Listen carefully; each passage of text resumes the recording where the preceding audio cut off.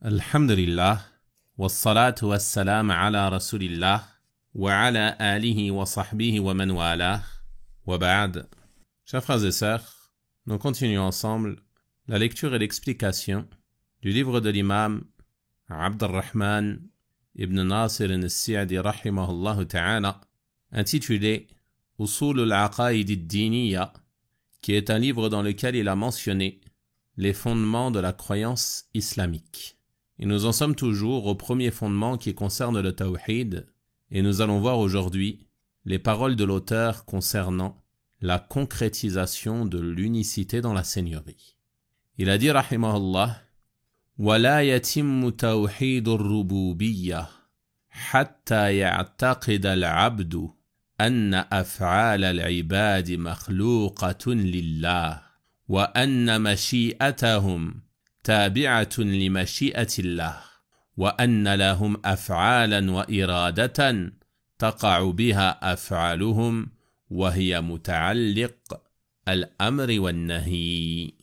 Et l'unicité dans la seigneurie ne se concrétise que lorsque le serviteur a la ferme conviction que les actes des serviteurs sont créés par Allah et que leur volonté est subordonnée à la volonté d'Allah, qu'ils font des actions et qu'ils ont une volonté par laquelle leurs actions ont lieu, et cela est lié aux ordres et aux interdits. Donc nous avons déjà parlé de la foi au destin dans un cours précédent et de sa relation avec l'unicité dans la seigneurie. Nous avons expliqué que l'unicité dans la seigneurie consiste à reconnaître qu'Allah subhanahu wa ta'ala est le seul créateur, le seul possesseur et le seul à administrer tout dans cet univers. Et ses serviteurs sont tous sous sa souveraineté. Il décide ce qu'il veut, selon son savoir et sa sagesse, subhanahu wa ta'ala, et rien ne se produit dans son royaume, si ce n'est ce qu'il a su et ce qu'il a permis. Donc celui qui reconnaît cela, il a la foi au décret et au destin d'Allah, subhanahu wa ta'ala. Et ceci fait partie de l'unicité dans la seigneurie. Et on a déjà vu que le destin est ce qu'Allah subhanahu wa ta'ala a décrété pour les créatures. Il a décrété cela en fonction de ce qu'il savait antérieurement et de ce que sa sagesse exigeait. Et nous avons vu que croire au destin est une obligation et que la foi ne peut être valide et ne peut être acceptée sans avoir foi au destin. Mais le cheikh rahimahullah ta'ala insiste ici sur quelques points importants liés à un des degrés de la foi au destin, et qui permet de concrétiser l'unicité dans la seigneurie. Donc nous allons voir tout d'abord, dans le cours d'aujourd'hui, les 4 degrés de la foi au destin, puis nous expliquerons le point sur lequel l'auteur rahimahullah ta'ala a voulu particulièrement attirer notre attention. Donc tout d'abord, la foi au destin est de 4 degrés. L'affirmation du savoir, de l'écriture, de la volonté et de la création. L'affirmation du savoir, cela consiste à avoir foi et à avoir la ferme conviction qu'Allah subhanahu wa ta'ala sait parfaitement toutes choses, de manière globale et détaillée, que cela concerne les événements apparents ou les événements cachés. Tout ce qui se passe dans ce monde comme bien ou comme mal, Allah subhanahu wa ta'ala le sait parfaitement. Il n'y a pas une créature qui vient au monde, ni une autre qui quitte ce bas monde, sans qu'Allah subhanahu wa ta'ala ne le sache. Il n'y a pas une personne forte et en bonne santé, et une autre faible, souffrant de la maladie, sans qu'Allah subhanahu wa ta'ala ne le sache. Chaque action que tu fais, et chaque chose que tu délaisses, Allah subhanahu wa ta'ala le sait parfaitement. Car Allah subhanahu wa ta'ala est Al-Alim. Inna Allah bi kulli shay'in alim. Allah est omniscient, il sait parfaitement toutes choses. وَأَنَّ اللَّهَ قَدْ أَحَاطَ بِكُلِّ شَيْءٍ عِلْمًا. Et Allah cerne toutes choses de son savoir. Donc rien n'échappe au savoir d'Allah subhanahu wa ta'ala. Le deuxième degré est l'affirmation de l'écriture, c'est-à-dire avoir foi et avoir la ferme conviction qu'Allah subhanahu wa ta'ala a écrit toutes choses, comme cela est venu clairement dans le hadith authentique de notre prophète sallallahu alayhi wa sallam, rapporté par l'imam Muslim rahimahullah, dans lequel il a dit: Allah a écrit le destin des créatures 50 000 ans avant de créer les cieux et la terre. Donc tu dois avoir la ferme conviction que toute chose qui se passe a été écrite par Allah subhanahu wa ta'ala. Et ceux-ci sont les 2 premiers degrés de la foi au destin. Croire qu'Allah subhanahu wa ta'ala sait parfaitement tout ce que font les créatures et son savoir est antérieur à leurs actes. C'est-à-dire qu'avant que tu ne fasses une action, Allah subhanahu wa ta'ala savait déjà que tu allais faire cette action. Donc Allah subhanahu wa ta'ala savait parfaitement tout ce que feraient les créatures. Donc, il a écrit ce qu'il savait subhanahu wa ta'ala. Et cela est un point très important à comprendre qui va vous faciliter la compréhension du destin. Allah subhanahu wa ta'ala a écrit ce qu'il savait. Son savoir est antérieur à nos actions. Avant que l'on agisse, Allah subhanahu wa ta'ala savait déjà ce que nous allions faire et ce que nous allions délaisser. Et il a ordonné que ceci soit écrit. Et ces 2 premiers points, ces 2 premiers degrés sont réunis dans la parole d'Allah subhanahu wa ta'ala au verset 70 de Surat Al-Hajj. Lorsqu'il a dit subhanahu wa ta'ala « Alam ta'alam anna Allah ya'lamu ma fi as-sama'i wal-ard » Ne sais-tu pas qu'Allah sait ce qu'il y a dans le ciel et sur la terre. Donc on trouve ici le degré du savoir. Allah sait. Inna dhalika fi kitab. Tout cela est consigné dans un livre. Et cela est le degré de l'écriture. Inna dhalika ala Allahi yasir. Et cela est facile pour Allah. Le 3e degré de la foi au destin est l'affirmation de la volonté. C'est-à-dire avoir foi et avoir la ferme conviction que ce qu'Allah veut aura lieu et que ce qu'il ne veut pas ne peut avoir lieu. Rien ne se produit sans qu'il ne le veuille. Que ce soit concernant ses actes, subhanahu wa ta'ala, ou concernant les actes des créatures. Les créatures ne peuvent agir que par la volonté d'Allah subhanahu wa ta'ala. Et cela est venu explicitement dans de nombreux versets du Coran. Toutefois, il ne faut pas penser que croire en cela signifie que les créatures n'ont pas la volonté d'agir, car les créatures ont aussi une volonté. Croire en cela ne signifie pas que les créatures n'ont pas de volonté d'agir, car les créatures ont une volonté et ont un pouvoir d'agir. Lorsque tu fais une action, c'est toi qui choisis de la faire ou de la délaisser. Personne ne te force à agir, c'est toi qui choisis ce que tu fais et ce que tu délaisses. Tu choisis de parler ou de te taire, d'écrire ou de ne pas écrire, de t'allonger ou de rester assis, et ainsi de suite. C'est toi qui choisis cela. Tu as donc une volonté. Mais ta volonté, elle est subordonnée à la volonté d'Allah. C'est-à-dire que tu ne peux faire ces choses que parce qu'Allah subhanahu wa ta'ala te le permet. Car rien ne peut se produire dans son royaume en échappant à sa science et à sa volonté. Et ceci n'est pas incompatible, il n'y a pas de contradiction ici. Allah subhanahu wa ta'ala a dit dans Surat At-Takwir « Liman sha'a minkum an yastaqim » pour celui d'entre vous qui veut suivre le chemin droit. Celui qui veut. Celui qui choisit de suivre le chemin droit. Puis il dit « وَمَا تَشَاءُونَ إِلَّا أَن يَشَاءَ اللَّهُ رَبُّ الْعَالَمِينَ » Mais vous ne pouvez vouloir que si Allah veut, lui le Seigneur de l'univers. Donc ta volonté, elle est subordonnée à la volonté d'Allah. Toi, tu fais un choix d'agir et tu agis en fonction de ce qu'Allah subhanahu wa ta'ala te permet de faire. Et ceci est le 3e degré de la foi au destin et on va revenir dessus, incha'Allah ta'ala. Le 4e degré est l'affirmation de la création, c'est-à-dire avoir foi et avoir la ferme conviction qu'Allah subhanahu wa ta'ala a créé toute chose. C'est Allah subhanahu wa ta'ala qui a donné existence à toute chose. C'est lui qui a créé leurs êtres, c'est lui qui a créé leurs caractéristiques, et c'est lui qui crée leurs mouvements subhanahu wa ta'ala. Il dit dans son noble livre, au verset 62 de Surat Az-Zumar, « Allahu khaliqu kulli shay » Allah est le créateur de toutes choses. Et entre dans cela les actes des créatures.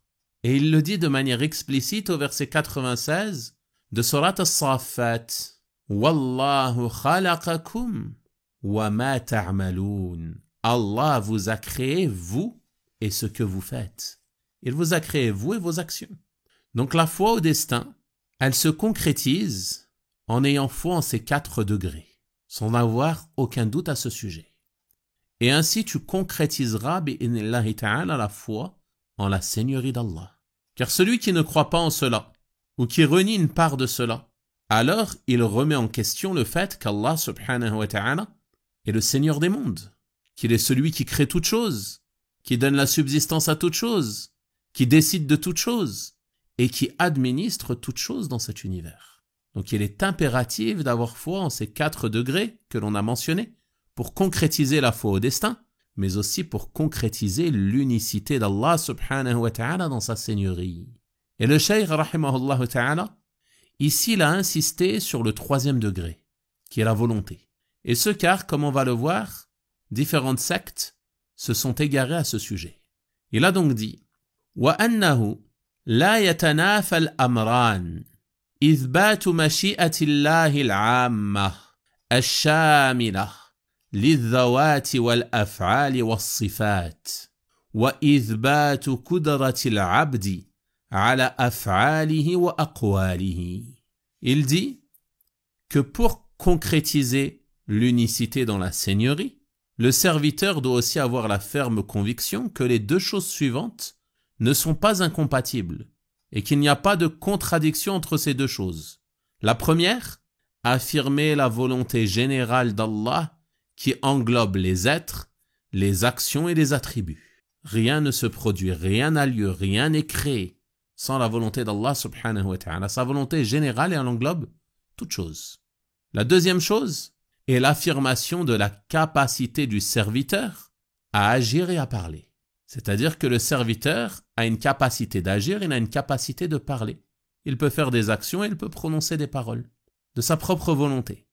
Donc le fait que tout soit écrit et que rien ne se produise sans la volonté d'Allah subhanahu wa ta'ala, ceci ne s'oppose pas au fait que tu possèdes une volonté et que tu as une capacité d'agir et une capacité de parler. Et ceci est clairement démontré dans les textes du Coran et de la Sunna. Et cela est même démontré par la réalité des faits. Commençons par les textes. On a déjà vu la parole d'Allah subhanahu wa ta'ala au verset 28 et 29 de Surat At-Takwir. « Liman sha'a minkum an yastaqim » وَمَا تَشَاءُونَ إِلَّا أَن يَشَاءَ اللَّهُ رَبُّ الْعَالَمِينَ. Pour celui d'entre vous qui veut suivre le chemin droit, mais vous ne pouvez vouloir que si Allah veut, lui le Seigneur de l'univers. Donc dans ce verset, il a réuni entre la volonté du serviteur, qui a une volonté, et il a précisé et clarifié que cette volonté du serviteur est soumise à la volonté d'Allah subhanahu wa ta'ala. On peut aussi citer à titre d'exemple la parole d'Allah au verset 39 de Surat An-Naba. فَمَنْ شَاءَ اتَّخَذَ إِلَى رَبِّهِ مَآبًا. Que celui qui veut prenne donc refuge auprès de son Seigneur. Celui qui veut, celui qui choisit de faire cela, qu'il prenne refuge auprès de son Seigneur.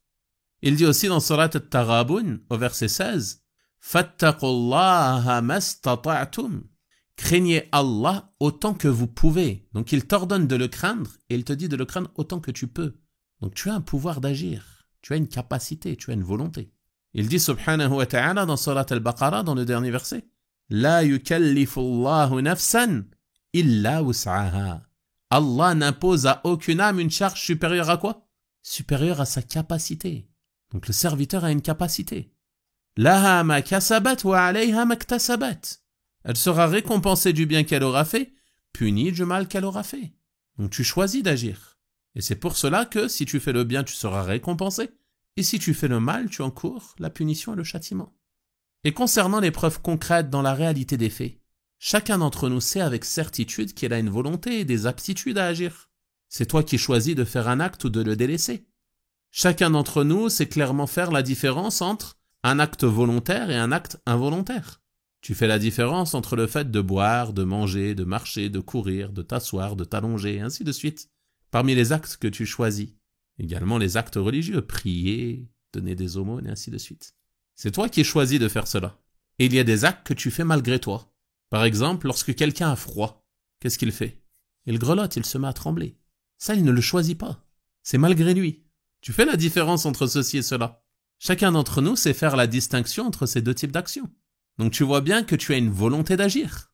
Mais cette volonté d'agir, elle est subordonnée à la volonté d'Allah. Comme on l'a dit, tu ne peux faire ce que tu as choisi que si Allah subhanahu wa ta'ala le veut. car tu fais partie de sa création.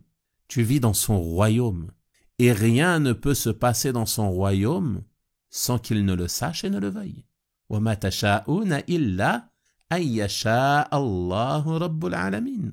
Et vous ne pouvez vouloir que si Allah veut, lui, le Seigneur de l'univers. Donc il n'y a pas de contradiction ni d'opposition entre le fait que le serviteur ait une volonté et que cette volonté soit soumise à la volonté d'Allah subhanahu wa ta'ala.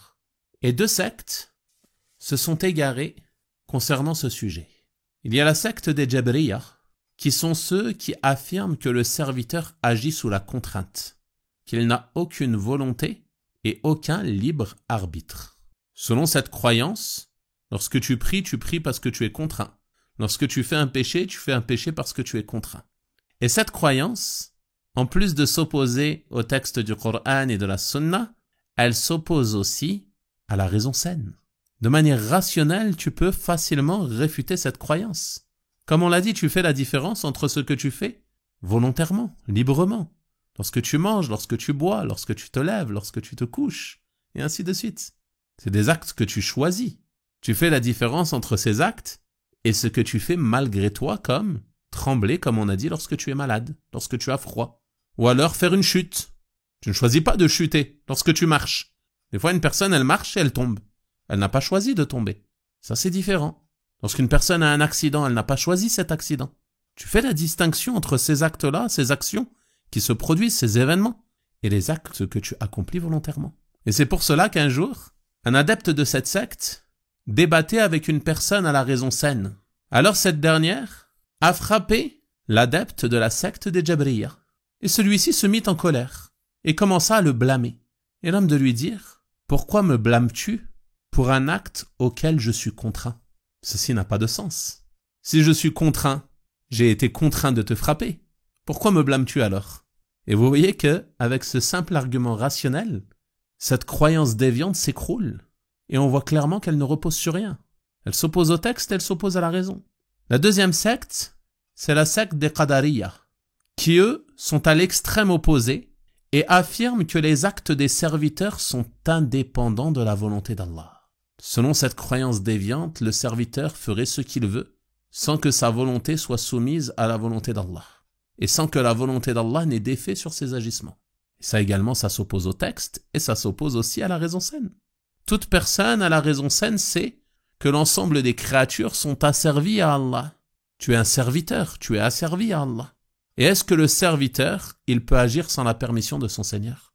Est-ce qu'il peut agir sans que ne lui permette d'agir celui qui le domine et a autorité sur lui, et sans qu'il ne le sache ? Donc cette croyance également, elle s'oppose à la raison saine. Et d'un point de vue religieux, ces deux sectes, elles sont réfutées par de nombreux versets dans le Coran. Mais on se suffit seulement des versets de Surat al-Takwir. « Liman sha'a minkum an yastaqim » pour celui d'entre vous qui veut suivre le droit chemin. On réfute ici les Jabriyah. Allah subhanahu wa ta'ala nous dit clairement que c'est le serviteur qui veut suivre le droit chemin. Il a la volonté. Il n'est pas contraint. وَمَا تَشَاءُونَ إِلَّا أَن يَشَاءَ اللَّهُ رَبُّ الْعَالَمِينَ. Mais vous ne pouvez vouloir que si Allah veut, lui, le Seigneur de l'univers. On réfute ici les Qadariyah. Le serviteur a une volonté, mais cette volonté est soumise à la volonté d'Allah. Donc ces points font partie des points importants à comprendre concernant la foi au destin. Et si vous avez compris cela, vous comprendrez que personne ne peut prendre pour argument le destin pour justifier ses péchés ou sa situation blâmable. Car il y a des gens, lorsque ils sont blâmés pour leurs péchés ou blâmés pour leur égarement, leur déviance, parfois qu'est-ce qu'ils disent ? Allah ghalib. C'est Allah le dominateur. Qu'est-ce que cela signifie ? Cela signifie indirectement qu'il prétend qu'Allah l'a contraint à cela. Comme si lui, il n'avait pas le choix. Comme si il agissait comme une marionnette et était dirigé vers ses péchés. Non. C'est toi qui as choisi cette situation. C'est toi qui as choisi ces péchés. Personne ne t'a contraint. Et on a vu les arguments religieux démontrant que le serviteur a sa propre volonté. Mais d'un point de vue rationnel, on sait tous que lorsque l'homme aime une chose, qu'il est attiré par une chose de ce bas monde, alors il va accorder toute son attention à cette chose. Et il va tout faire pour que cette chose ne lui échappe pas. Et il ne va pas délaisser les causes qui lui permettent d'atteindre cette chose qu'il aime. Est-ce que si quelqu'un a le choix de marcher sur un sol propre ou de marcher sur un sol sale et glissant, est-ce qu'il va aller vers le sol sale et glissant? Non, il va marcher sur le sol propre. Lorsque tu marches sur le trottoir ou sur un chemin et que tu observes qu'il y a des saletés, des impuretés ou qu'il y a de la boue, qu'est-ce que tu vas faire? Tu vas te détourner de cette chose. Tu vas l'éviter. Et il n'y a personne qui va aller marcher dans la boue et puis dire « j'ai été contraint ». Donc si le serviteur fait des efforts de se préserver de ce qui peut lui nuire dans ce bas monde, et fait des efforts également pour atteindre ce qui lui profite dans ce bas monde et ce qu'il désire, sans prétendre que c'est le destin si il fait une chose qui ne lui convient pas ou une chose qui lui nuit. Pourquoi ne pas adopter le même raisonnement concernant les enseignements de notre religion? Pourquoi ne pas délaisser ce qui est néfaste? Pourquoi faire des péchés puis dire c'est le destin, qaddar Allah, Allah ghalib? Pourquoi lorsqu'il s'agit des affaires mondaines, les gens sont pleins d'entrain, pleins de motivation, ils font attention à ce qu'ils font, et lorsqu'il s'agit des affaires religieuses, certains prennent le destin comme argument. Et le Cheikh Al-Uthaymin, rahimahullah, a mentionné un exemple concret à ce sujet. Il a dit, imaginez que quelqu'un ait le choix entre emprunter 2 chemins. Un chemin mène à un endroit où le chaos est répandu. S'y produit des crimes, des vols, les gens souffrent de la peur et de la faim, les transgressions à l'honneur sont banalisées, et ainsi de suite parmi les nombreux méfaits qu'il y a dans cet endroit. Et l'autre chemin, il mène vers un endroit où règne la sécurité, où la vie et l'honneur et les biens sont préservés. Si tu sais cela, quel chemin vas-tu prendre? Tu vas choisir le chemin qui te mène à la sécurité. Est-ce que tu vas choisir de prendre un chemin où tu risques de te faire agresser, de te faire voler, de te faire piller? Ou alors tu vas choisir le chemin sur lequel tu es en sécurité? Et cet exemple que le Cheikh rahimahullah ta'ala nous donne, c'est le même exemple que le chemin du paradis et le chemin de l'enfer. Chemin du paradis, c'est l'obéissance à Allah, la crainte d'Allah, la piété à l'égard d'Allah, accomplir les ordres d'Allah, délaisser les interdits d'Allah. Et la voie de l'enfer, c'est tout le contraire. Et personne ne peut faire les agissements des gens de l'enfer puis dire « Allah ghalib », c'est à cause du destin. Non, le destin n'est pas un argument. C'est toi qui as choisi tes agissements. C'est toi qui choisis d'agir ou non.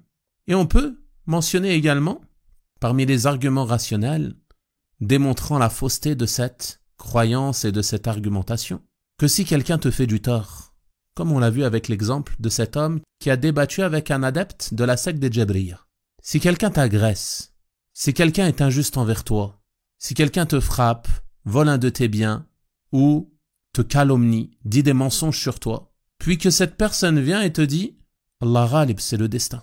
C'est Allah qui a décrété cela. Est-ce que tu vas accepter cette excuse? Tu ne vas pas accepter cette excuse, car tu sais que la personne a fait cela volontairement, de son plein gré. Et il en est de même concernant le droit d'Allah subhanahu wa ta'ala. Si cet argument est rejeté concernant les droits des créatures, il est d'autant plus rejeté concernant le droit d'Allah subhanahu wa ta'ala. Il est rapporté de Omar ibn al-Khattab radiyallahu anhu que lorsqu'il était calife, on lui emmena un voleur afin que la peine légale soit exécutée sur lui. Et la peine légale du voleur en islam, c'est que sa main est coupée. Alors il dit à Omar, radiyallahu anhu, « Ô prince des croyants, je n'ai volé que par décret d'Allah. » C'est le destin. Comme le disent les gens aujourd'hui, Allah ghalib. Et qu'est-ce qu'il lui a répondu Omar, radiyallahu anhu? Il lui dit, nous aussi, nous allons te couper la main, car c'est le décret d'Allah. C'est ce qu'Allah a destiné. Donc si une personne prend pour argument le destin pour justifier ses péchés et sa situation blâmable, qu'il sache que cette excuse sera rejetée auprès d'Allah subhanahu wa ta'ala et qu'il aura à rendre compte de ses agissements. Enfin, pour terminer, concernant ce point important qui concerne la foi au destin, il faut savoir que cette foi, si elle s'ancre dans le cœur du serviteur, elle va avoir de nombreux effets positifs sur sa vie et sur son quotidien. Premièrement, si tu as la ferme conviction que rien ne peut avoir lieu sans la volonté d'Allah subhanahu wa ta'ala. Lorsque tu vas agir, lorsque tu vas chercher à avancer sur certains projets, que ce soit des projets religieux ou des projets mondains, tu vas faire des causes comme cela t'est ordonné. Mais étant donné que tu sais que rien ne peut avoir lieu sans la volonté d'Allah, tu ne vas pas t'en remettre à ces causes, mais tu vas t'en remettre à qui? Tu vas t'en remettre à Allah subhanahu wa ta'ala. Tu fais des causes et tu vas placer pleinement ta confiance en lui. Car tu sais que ces causes ne pourront être utiles que si Allah subhanahu wa ta'ala le permet. Donc tu t'en remets à lui. Et ça, c'est un des fruits immenses de la foi au destin. Également, parmi les fruits de la foi au destin, il y a la préservation de l'orgueil et de la vanité. On a vu que tu vas faire des causes pour chercher à atteindre tes objectifs. Les objectifs mondains ou religieux. Et Allah subhanahu wa ta'ala va te permettre de les atteindre parfois. Et parfois non, en fonction de ce qui découle de sa sagesse subhanahu wa ta'ala. Mais lorsque tu vas atteindre ces objectifs que tu recherchais, si tu as foi au destin, alors tu sauras pertinemment que ta réussite est un bienfait parmi les bienfaits d'Allah subhanahu wa ta'ala. Tu sais que c'est lui qui t'a facilité les causes menant à ce bienfait, à cette chose que tu recherchais. Donc si tu sais cela, tu vas être reconnaissant envers Allah subhanahu wa ta'ala. Et ceci va te préserver de l'orgueil et de la vanité. Et celui qui est orgueilleux, celui qui est pris de vanité, ceci est dû à un manquement et une défaillance, une faiblesse de sa foi au destin. Il s'attribue l'acte à lui-même et il oublie que sa volonté est subordonnée à la volonté d'Allah et que s'il a réussi, ce n'est que parce que Allah subhanahu wa ta'ala lui a permis. Et ceci également fait partie des fruits immenses de la foi au destin. Et inversement, lorsque tu ne vas pas réussir à atteindre tes objectifs, lorsque tu vas être éprouvé, lorsque tu vas être touché par une difficulté, une calamité, tu vas te rappeler que ceci est le décret d'Allah. Donc tu vas patienter.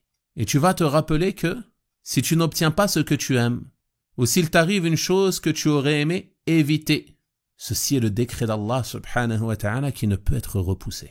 Donc tu ne vas pas t'affliger, tu ne vas pas t'inquiéter, mais tu vas faire preuve de patience. Et cette patience va t'aider à avoir une bonne vie dans ce bas monde. Car tu vas ainsi trouver la sérénité et la quiétude, bi'idhnillahi ta'ala, et tu seras apaisé en toute situation. Et quelle que soit la situation dans laquelle tu vas te trouver, ce sera un bien pour toi. Comme l'a dit le prophète sallallahu alayhi wa sallam. L'affaire du croyant est surprenante. Tout ce qui lui arrive est un bien pour lui. Et ceci est spécifique au croyant fort, celui qui a concrétisé sa foi en Allah subhanahu wa ta'ala et sa foi au destin, qu'il soit bon ou mauvais. Et qu'est-ce qui est surprenant dans cette situation? Le prophète sallallahu alayhi wa sallam nous dit, s'il est dans un moment d'aisance, il est reconnaissant envers Allah. Et c'est un bien pour lui, la reconnaissance, c'est un bien pour toi. C'est un autre bienfait, le fait qu'Allah subhanahu wa ta'ala te facilite d'être reconnaissant. Donc c'est un bien pour toi, car Allah aime de son serviteur qu'il se montre reconnaissant lorsqu'il le comble de ses bienfaits. Et si un mal l'atteint, s'il est éprouvé par une difficulté, une chose douloureuse, une chose difficile, il fait preuve de patience. Et ceci est un bien pour lui, car les patients recevront leur récompense sans compter. Donc tu vois que cette foi, si tu réussis à la concrétiser, à la compléter, elle va t'aider à retirer toute peine et toute tristesse de ton cœur. Et tu vas être apaisé, rempli de quiétude et de sérénité, bi'idhnillahi ta'ala, quels que soient les événements qui se produisent. Si ce sont des événements qui te sont profitables, tu vas être reconnaissant envers Allah. Et si c'est des événements qui sont difficiles pour toi, des difficultés, des épreuves, des calamités, alors tu vas faire preuve de patience et ceci sera un bien pour toi, bi'idhnillahi ta'ala. Et ceci est une chose qui te permet de comprendre le sens de la bonne vie qu'Allah subhanahu wa ta'ala accorde aux croyants. Cette bonne vie, c'est qu'il agisse tout le temps d'une manière qui plaît à Allah et cette façon de faire lui permet d'être apaisé et rempli de sérénité même s'il est touché par différentes sortes de difficultés. On a donc terminé concernant ce point et nous verrons dans le prochain cours, incha'Allah ta'ala, la suite des paroles de l'auteur concernant la concrétisation de l'unicité dans l'adoration. Et ceci fait partie des points les plus importants de ce chapitre par lequel l'auteur, rahimahullah, a conclu ce fondement. Et ceci sera le sujet de notre prochain cours, incha'Allah ta'ala. Wa sallallahu wa sallama wa baraka ala nabiyyina Muhammad wa ala alihi wa sahabatihi ajma'in. Walhamdulillahi rabbil alamin wa barakallahu fikum.